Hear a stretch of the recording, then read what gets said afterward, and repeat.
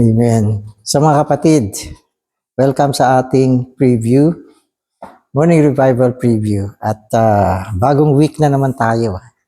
Week 8 na tayo. At dito sa week 8, ang pamagat ng ating Morning Revival ay ito. Seeking first the kingdom of God and His righteousness.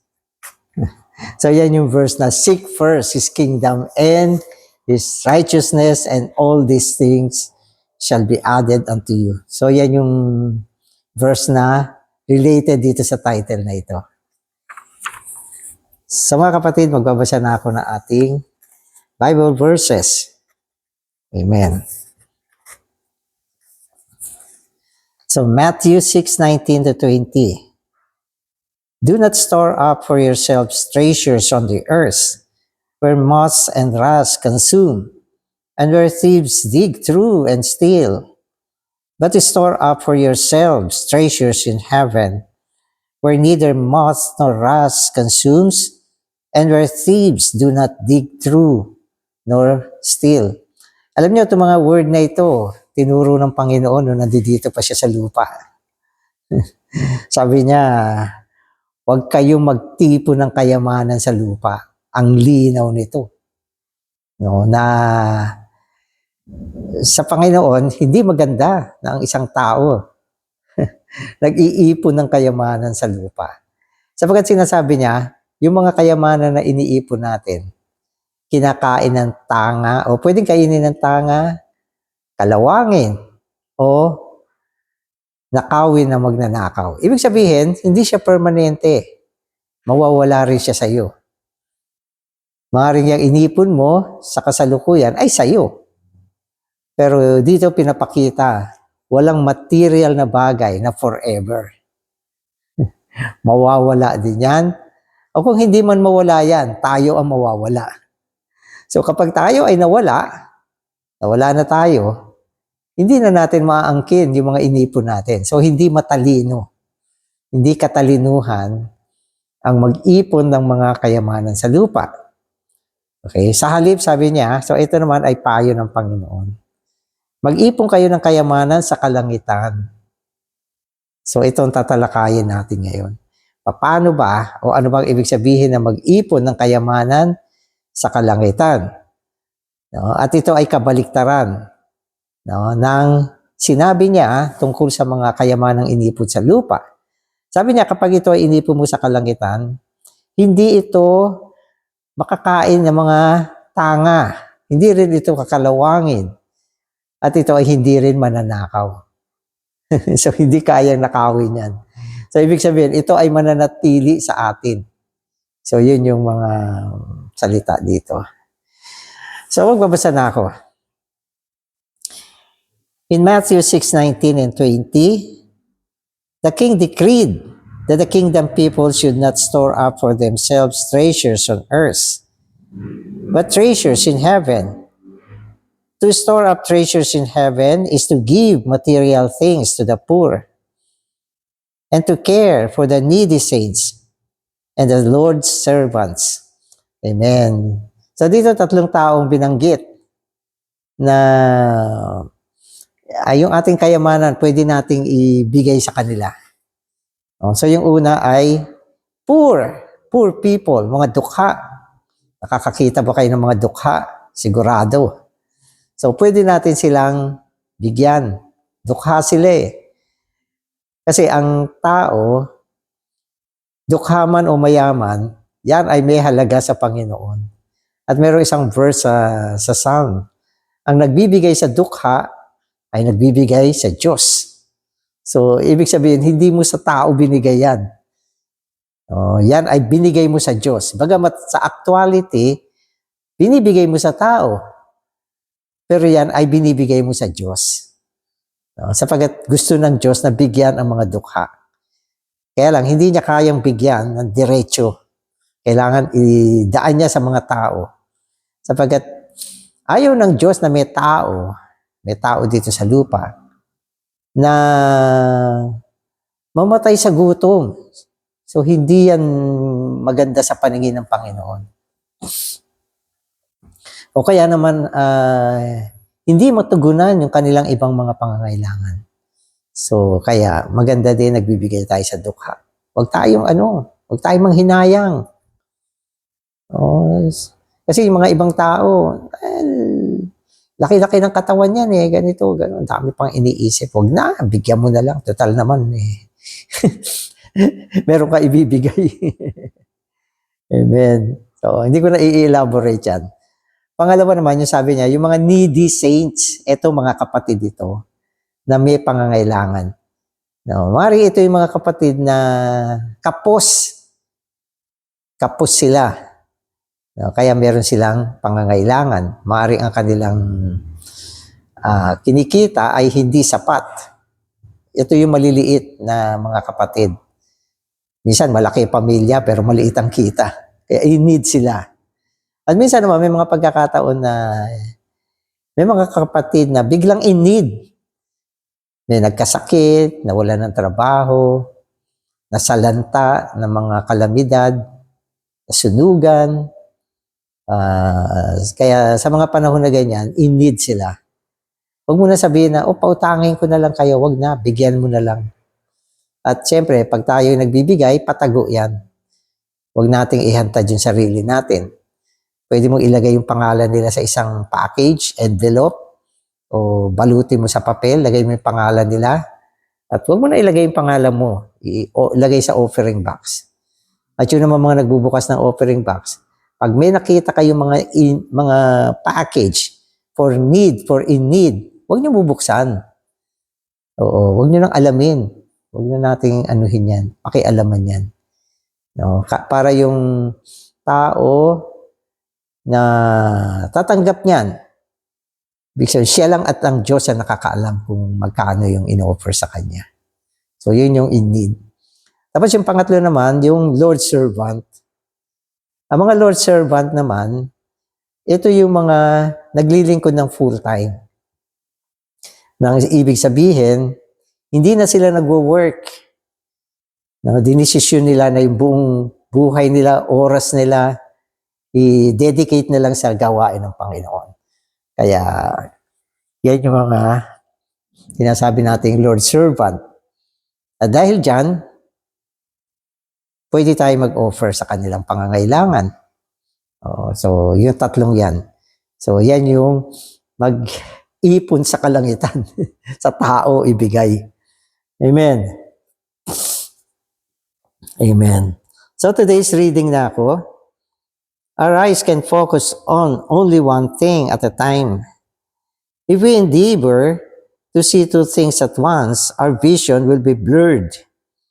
If we focus our eyes on one thing, our vision will be single and our whole body will be full of light. If we store up our treasure both in heaven and on earth, our spiritual vision will be blurred. For our vision to be single, we must store up our treasure in one place. Amen. So ito naman, meron naman, dalawa ang kanyang pinag-iipunan. So hindi naman siya nagbibigay sa kalangitan. Nagbibigay din siya. Pero meron din siya nire-reserva sa lupa. Dalawa. So at tingin ko maraming ganito. Na ang focus nila, sige Panginoon, magbibigay din ako sa iyo. Pero mag-iipon din ako sa lupa. So dalawa. So sabi ng Panginoon, pag ganyan, magiging blurred ka. Ito yung tumitingin sa dalawang bagay at the same time. Mas din yung mata natin. Yung mata natin, ang kaya niyang tingnan na malinaw ay isang bagay lang. Pag dalawa ang pinagsabay mo, diba, merong tao dito, gusto ko siyang makita. Meron din akong kausap dito, sabay ko silang tinitignan. So, magiging blurred yung tingin ko. At magkakaroon ako ng kadiliman sa aking katawan. So, hindi maganda. Kaya sabi niya, kung isa lang ang tinitingnan mo, okay, yung paningin mo magiging single, mapupuno ka ng liwanag. So, yan. Ini-interpret ko lang to. Siguro, minsan, pag may mga ganitong mga usapin, Marami tayong question. Brother, paano na to? Paano na yan? Huwag na kayo magtanong. Kasi MR2 sabi niya dalawa. Pag dalawa ang tinitingnan mo, ang ibig sabihin ng dalawa rito, according sa context, dalawa ang pinag-iipunan mo. Kalangitan at sa lupa. Ito naman. Kasi ito, pinapakita sa atin yung iba't ibang sitwasyon natin na may kinalaman sa kayamanan. Di ba? So, yung una, ano sabi? Huwag sa lupa. Meron nag-iipon pa sa lupa lang. Sabi, dapat sa sangkalangitan, huwag sa lupa. Yan naman, ang tinuturo niyan ay ang mag-ipon ka sa kalangitan. Huwag sa lupa. Ngayon, biglang bumaling siya. Dalawa ang pinag-iipunan. So, ang sabi naman ng Panginoon, pag dalawa, magiging blurred ka. Kasi pinagsasabay mo Hindi ka nakafocus sa isa. Kaya, ikaw ay magkakaroon ng kadiliman. Hindi maganda yan. Kadiliman yan Ito naman. Verse 23 says, Amen. Okay, so, verse 23 says, if your eye is evil, your whole body will be dark. If then the light that is in you is darkness, how great is the darkness? To look at two objects at the same time, not focusing on one object alone, is to make our eye evil. In such a case, our whole body will be dark. If our heart is fixed on treasure stored up on the earth, the light that is in us will become darkness, and great will be the darkness. Amen. Ito naman yung sitwasyon niya. So sinasabi dito, kapag ang ating mata ay masama, so yung mata na nakatingin sa kayamanan, ito yung masamang mata. So pag ganyan, sabi niya, ang ating buong katauhan ay mapupuno ng kadiliman. Kasi ang mata mo ay nakatingin sa kayamanan. Amen. Tapos sabi naman niya, to look at two objects at the same time, not focusing on one object alone, is to make our eye evil. Amen. So ito yung continuation ng binabasa natin, na dalawa ang focus niya. Dalawa ang focus niya, kaya ang kanyang mata ay masama. In such a case, our whole body will be dark. So yan ang dahilan kung bakit merong kadiliman sa iyong katauhan. Amen. If our heart is fixed on treasures stored up on earth, the light that is in us will become darkness, and great will be the darkness. So dito ang binanggit na ay puso. Kanina mata. Ito naman yung sitwasyon, ang kanyang puso ay nakatuon sa kayamanan at nag-iipon siya ng kayamanan sa lupa. So ito naman yung kondisyon. Yung dalawa ang kanyang pinag-iipunan, ang problema sa kanya ay mata. Kasi dalawa ang kanyang pinag-iipunan. Pero yun namang nag-iipon lang sa lupa, hindi mata ang kanyang problema, puso. Ang kanyang puso ay nakalaga sa material na bagay. Kaya dakila, malaking kadiliman meron siya. Amen. Amen. Okay, so Matthew 6:24, no one can serve two masters, for either he will hate the one and love the other, or he will hold to one and despise the other. You cannot serve God and mammon. Amen. So ano na naman to? Bumalik na naman tayo sa dalawang bagay. Dalawang bagay. Diyos at mammon. Ito naman yung nagpapahalaga sa dalawang bagay. So ano yung dalawang bagay na binanggit dito na magkakontra? Diyos at mammon. So dalawa ang kanyang pinapahalagan. Hindi naman sa wala siyang puso sa Diyos. Mahal din niya siguro. Mahal din niya ang Diyos. At gusto niyang paglingkuran ng Panginoon. Kaya lang, mahal din niya ang salapi At meron din siyang puso na mag-ipon ng salapi, dalawa. Anong nangyari? Ang nangyari, naging dalawa ang kanyang master. Ayun. Sa isang banda, Master Lord. Amen. I love you. Sa kabilang banda naman, Master Mammon. I love you. So, dalawa ang kanyang pinaglilingkuran. Sabi ng Panginoon, hindi pwede yung ganun. Walang tao na pwedeng maglingkod sa dalawang Panginoon. Kaya wag mo na subukan yan. No? Sabagat, sabi niya, kapag ganyan ang sitwasyon mo, darating ang oras, pahahalagahan mo yung isa at babaliwalain mo na yung isa. Yun. Paano kung dumating ang panahon, nahulog ka sa mamon? Ano mangyayari sa relasyon mo sa Panginoon? Mababaliwala mo na siya.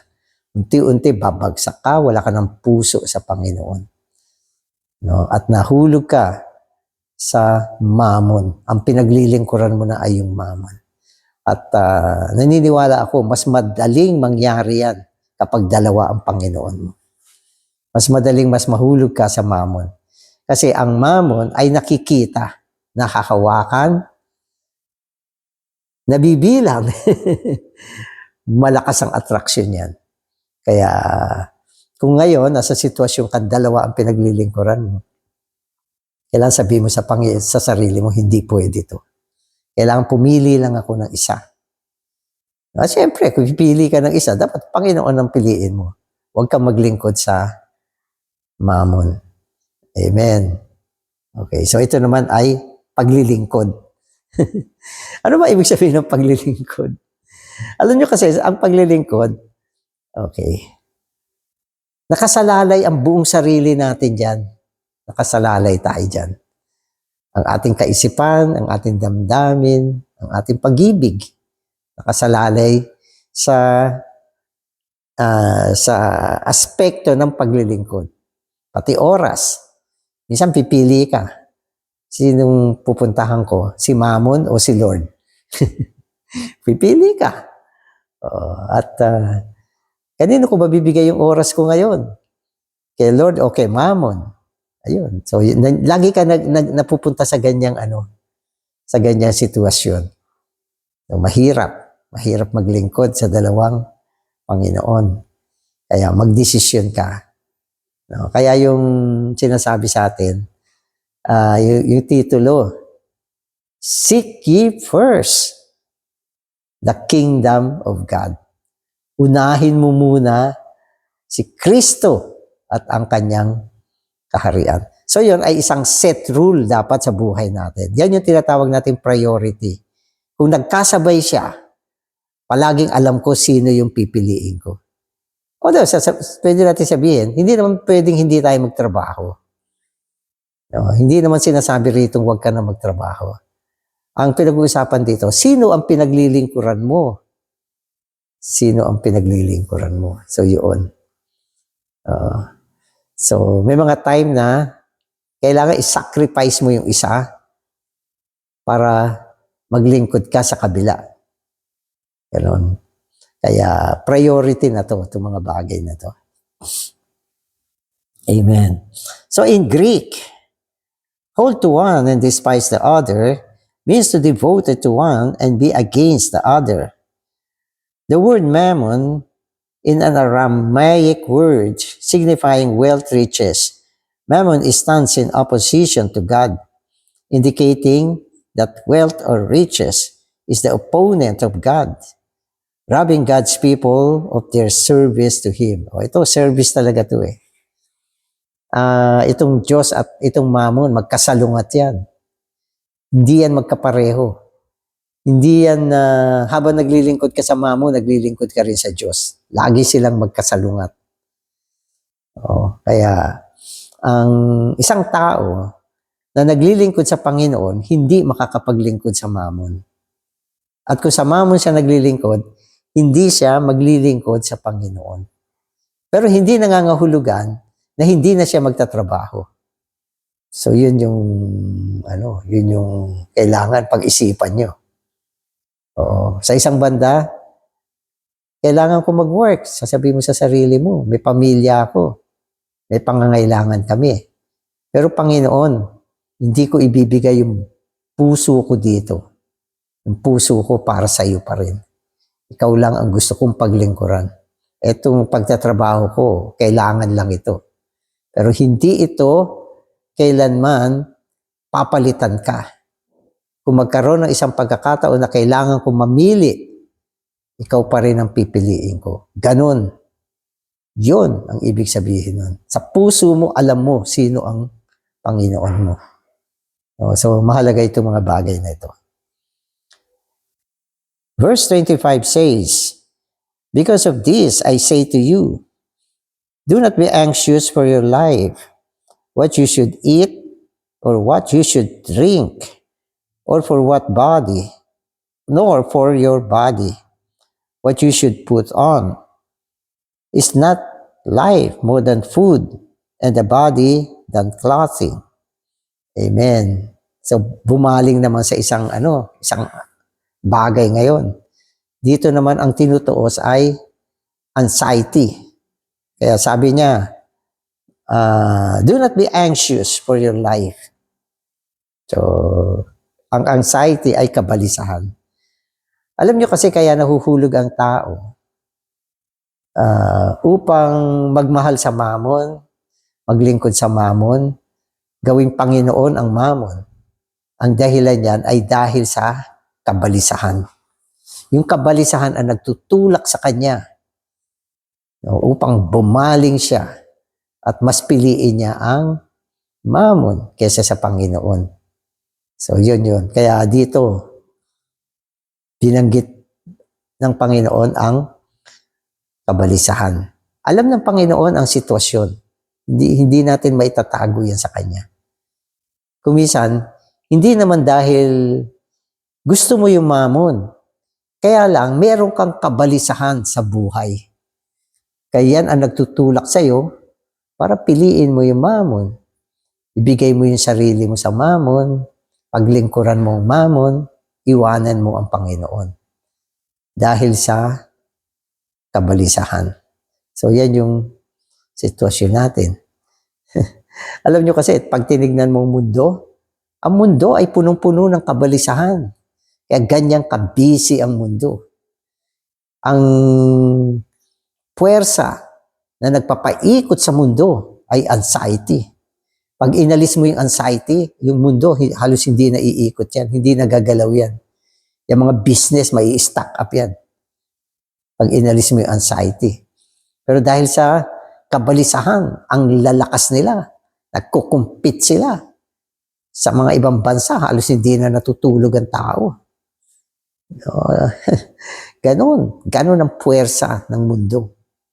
Anxiety, okay, makes the world go round. Pero believer tayo. At ang Panginoon na siyang Panginoon natin ay pinagkakatiwalaan natin. No? Ano ba ang ibig sabihin ng anxiety? Takot ka na wala ka nang kakainin. Takot ka na kung magkasakit ka, wala kang pambili ng gamot o pambayad sa doktor, ospital. Takot ka na kung biglang nangailangan ang pamilya mo, wala kang maibigay. Takot ka. Anxiety yan. No? Kaya yan ay laban sa faith natin. Kontra sa faith yan. Kailangan, bagamat tayo nagtatrabaho, hindi trabaho ang ating inaasahan, ang Panginoon pa rin. Kung nawala ang trabaho, hindi mawawala ang Panginoon. Kaya tayong mga believer ay nabubuhay sa pananampalataya. Kaya nga believer tayo eh. Ibig sabihin, mula nang na-meet natin si Lord, nilagak na natin sa Kanya ang ating pagtitiwala. Yan ang believing. Ibig sabihin, siya ang mag-aalaga sa iyo. Siya ang magtutustos sa iyo. Siya ang sasagot sa mga pangangailangan mo. Dapat wala kang anxiety. So, yun yung buhay natin. O kaya, bigla niyang binanggit yung kabalisahan. Kasi yan ang puwersa, ang ugat kung bakit maraming tao ang umaalis, lumilihis sa Diyos dahil sa anxiety. Na ang feeling nila, yung oras na gagamitin ko, maglingkod sa Panginoon. Sayang, gamitin ko na lang siya, mag-business, mag-sideline, magtrabaho. Pag ganon, mahuhulog ka sa mamon. Kaya tuusin natin yung kabalisahan. Amen. Amen. Amen. Okay. The Lord told us not to be anxious for our life. The Greek word translated life here is soul, referring to the soul life, where the desire, the appetite for food and clothing resides. Our life is more than food, and our body is more than clothing. Both our life and our body were brought into existence by God, not by our anxiety. Since God created us with a life and a body, surely He will care for our needs. The kingdom people do not need to be anxious about these things. Amen. So una, yung life na binabanggit dito ay soul life. Ito ay karagdagan. Bakit nagiging nahuhulog ang tao na maglingkod sa mamon? Kasi ang soul life, ito yung may appetite sa mga material na bagay. Yan yung soul life. Minsan, damit. Okay, may damit na siya, pero yung soul life niya, gusto pa ding bumili pa ng damit. At hindi lang mga damit na mura. Ang gusto niya yung mga mamahalin. No? At minsan may kakainin ka na, pero yung soul life niya, gusto niya ng mas ibang klase mga pagkain. Masarap. So, ganun. At minsan may bahay na siya, pero yung soul life niya, hindi satisfied sa bahay niya. Gusto niya pagandahin to, iayos, palakihin, at kung maaari, ay bumili pa ng bagong bahay. So, yun. Kaya dahil diyan, ang feeling niya, kailangan niya na maraming pera. At kapag ang isang tao ay mayroong desire na yumaman, dumami ang pera, mawawala ang kanyang puso sa Diyos. So yun yung sinasabi sa atin. At sinasabi ni Paul, kapag ang isang tao ay naghangad na yumaman, sabi niya, siya ay magiging masama. Magiging masama siya dahil sa ganon. Kaya saan nag-uumpisa lahat ito? Sa soul life. Una, anxiety. Pangalawa, soul life. Ito yung gutom, uhaw, malaki yung kanyang appetite sa pera. Kaya pag nabuhay tayo sa soul life, malamang iwanan mo ang Panginoon. Pero kung satisfied ka sa buhay mo, yun ang binibigay ni Lord sa'yo. Magiging maayos kang tao sapagkat hindi ka nabubuhay sa kaluluwang buhay. So, yun yung sinasabi sa atin. Amen. So, Matthew 6:31. Therefore, do not be anxious, saying, what shall we eat? Or what shall we drink? Or with what shall we be clothed? Here we come to the crucial matter in verses 19 through 34. Apparently, in this section of the Constitution, the Lord was speaking about the material riches of the kingdom people. Actually, He was dealing with the matter of anxiety. In these verses, the word anxious is used 6 times. It may also seem that the Lord is touching our heart, for where your treasure is, there your heart is also. However, our heart is related not only to riches, but to many other things. Amen. So yung unang part nitong binasa natin, Ang Panginoon, tinutuos niya yung ating kabalisahan. Kaya sinasabi sa atin, huwag tayong mabalisa kung ano ang ating kakainin, ano ang ating iinumin, ano ang ating susuotin, o kaya saan tayo titira. Huwag tayong mabalisa. So ang Panginoon na ang sabi niyan, huwag kang mabalisa. Sapagkat ang tao ay nilikha ng Diyos. Ang tao ay mahalaga sa Diyos. Alam niya na ang tao ay may pangangailangan sa katawan, okay, sa kanyang tiyan, sa kanyang isusuot, sa kanyang titirahan. O panahon ngayon ng cellphone, pati pang load na dagdag pa. Dati wala yan. Panahon na rin ng kuryente ngayon. Magbabayad ka sa kuryente. Ang tubig, binibili na rin. Magbabayad ka sa tubig. At hindi pwede na maglalakad ka. Kailangan mo ng pamasahe. Kung may sasakyan ka, kailangan mo ng panggasolina. Mas dumami. Sa Biblia, nung binanggit ang mga pangangailangan, pagkain, inumin, damit, 3 lang ang binanggit. Ngayon, dumami na. Mas malaki ang gastos ngayon. Diba? Pero, alam ng Panginoon yan. No? Aalagaan ka niya. Maniwala ka. Aalagaan ka. Oo. Kaya nga meron tayong mga full-timer eh. Ang mga full-timer, hindi naman nag-work yung mga yan eh. Nakakita na ba kayo ng mga full-timer, mga servant, na nangangayayat, walang makain, walang mainom, walang matirahan, walang pambili ng load. Yung iba nga dyan, magaganda pa yung cellphone eh. Kaya hindi pinapabayaan ni Lord. Di ba? Yung anxiety, galing sa atin yun. Hindi kay Lord galing ang anxiety. Ang kabalisahan ay galing sa atin. Galing sa natural na buhay natin yan. O minsan yan ay ini-inject ni Satanas sa kautakan natin at sa damdamin natin. Kaya si Lord mismo nagsabi, huwag kayong mabalisa. Sino mapapaniwalaan mo? Yung isip mo, yung damdamin mo, yung bumubulong sa'yo, o si Lord? Dapat si Lord. Kasi tayo ay mga believer ni Lord. Mga nananampalataya sa Panginoon. At alam natin na itong Panginoon na pinaniniwalaan natin, ito ang may kakayahang sagutin ang ating mga pangangailangan.